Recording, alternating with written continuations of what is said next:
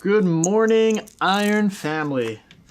Or good afternoon, or good evening, or good night. I don't know when you're watching this. We got legs today. If you couldn't tell. If you couldn't tell by this ridiculous setup. Legs and a little bit of back. I'm gonna keep it simple.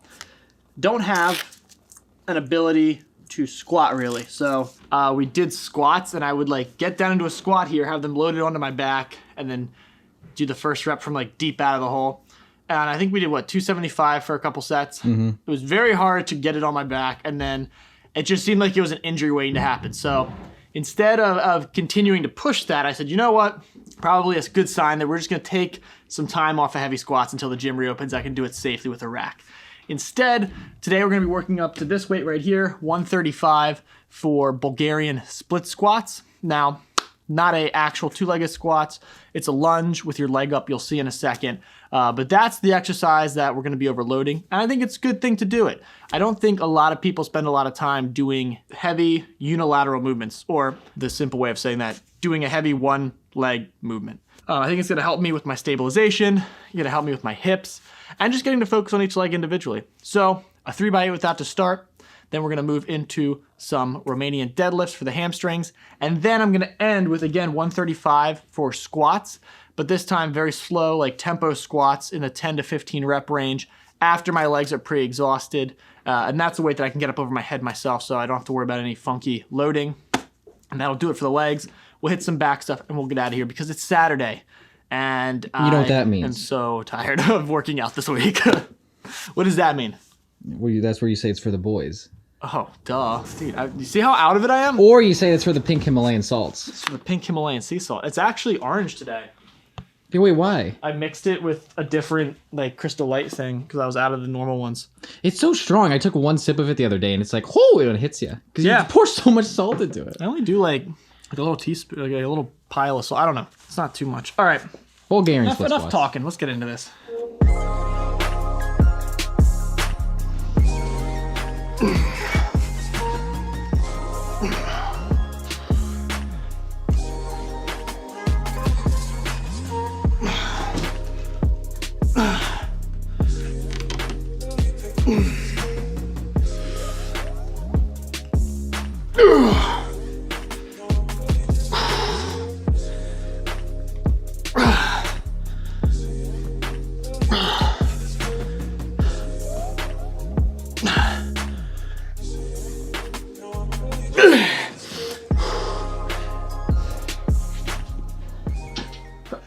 Any tips for the people at home on those?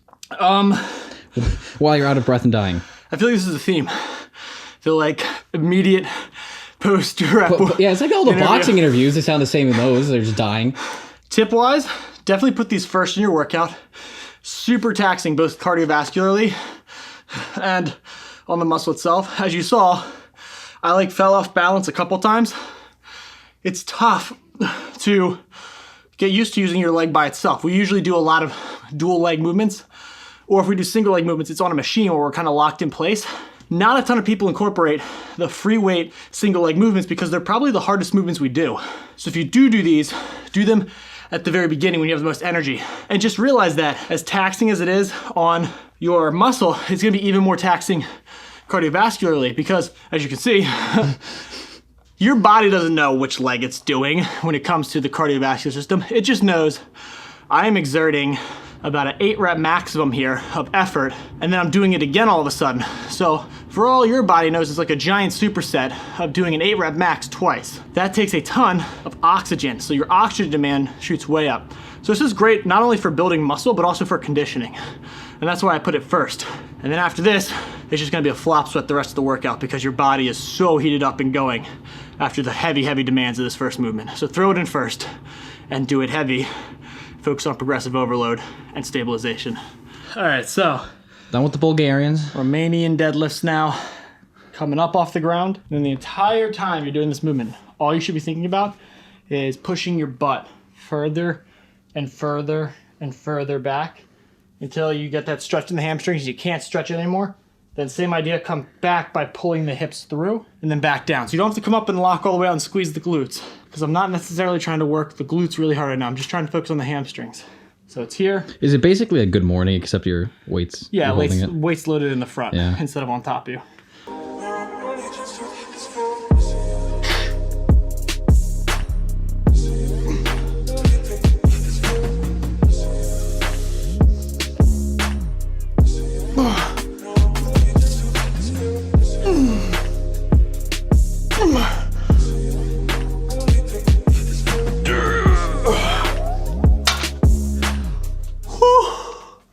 It might not look like it, but that is just absolutely killer on the hamstrings. Just be careful with your back. Keep your back tight, lats locked the whole time. If that starts to loosen, you're gonna hurt your lower back. I also noticed you're using straps. Yeah, so there's no need to be focusing on grip strength right now. We'll worry about that on our bicep days, our back specific days, but it's gonna be a limiting factor for most people, especially. Their grip is not gonna be as strong as their hamstrings or their glutes or their back. So if you're doing this without straps, what you're gonna find is you're gonna start losing grip of the barbell before you're really taxed completely in your hamstrings and your back. It can lead to injury, or you have to drop the barbell early. And yeah, you got a bit of a forearm workout, but you didn't really work out your hamstrings all the way. So using the straps allows me to just not have to worry about my grip. There's plenty of other days in the week to work on grip strength. If you want to, in your warm-up sets, you don't have to use the straps or in your first set, but the minute that grip becomes a limiting factor, you're gonna wanna throw on straps. I prefer that instead of going switch grip, because switch grip can have a bit of a different position. It can lead to a little unbalanced loading in your hamstrings. So I like having the double overhand, everything even, and just using the straps. And that's that. We've got balance board, goblet squats to finish, 5 really slow, controlled reps per set. It is insanely hard. And again, if you don't have a balance board, you can just do regular goblet squats for more reps. I wanted to throw in a little bit of a twist to the end of this leg portion of the workout. So here we go. Let's just hope I don't fall on my ass. So this is definitely not a beginner's exercise. This is for me, and it's because I've done this for years. I used to do 30 minutes a day practicing stick handling for hockey while standing on this. So I got very used to it, and then I started incorporating it a lot in my weight training for ankle stability, ankle mobility, and just strength while in an imbalanced situation. So for me, it helps me focus a little bit more on contracting and staying sturdy so I don't have a lot of weight. This is another way to increase the intensity. Obviously, most people, you don't need to do this. You can just do a goblet squat normally. But if you're super balanced, you're athletic, you've got experience with the balance board, if you throw it in, it can definitely help make it more intense. But I, as a personal trainer, and my personal training advice, would not recommend it. I would not recommend that you do it weighted. So don't do what I'm doing. Just not do what I'm saying.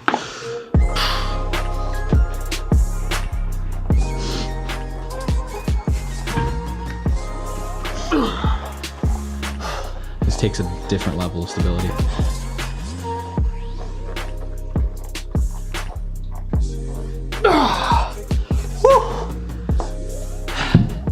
Yeah, the squat itself, moving that kind of weight, is not hard at all. It's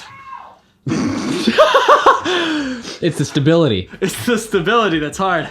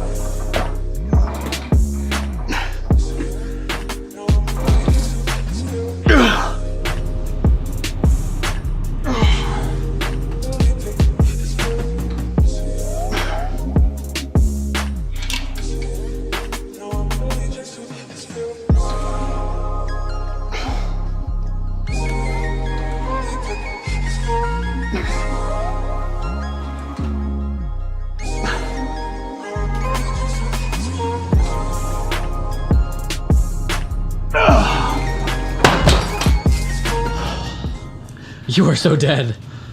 Yeah, that's it for today. It's a long week. 6 days. Hard ass on all Hard days. ass 6 days. but we earned it. Having that pizza last night, I thought it was gonna help me. The vlog doesn't know. I had my cheat meal last night and I was like, oh, I'll have it on Friday night, so I'm carved up for my leg day. It might have helped, but I sure as hell did not feel it. I felt just dead. So I don't know, maybe I was bogged down by the extra carbs and stuff, but either way, on a positive note, it feels good to, regardless of how we felt, came through. We did it the whole week. We stuck to our commitments. We did what we said we were gonna do. Took it one day at a time, and that's what we're doing next week. Not backing off because this week was hard. I'm just saying next week, Monday, I'm doing what I said I'm gonna do Monday. Tuesday, I'm doing what I said I'd do Tuesday. One day at a time, focus that way.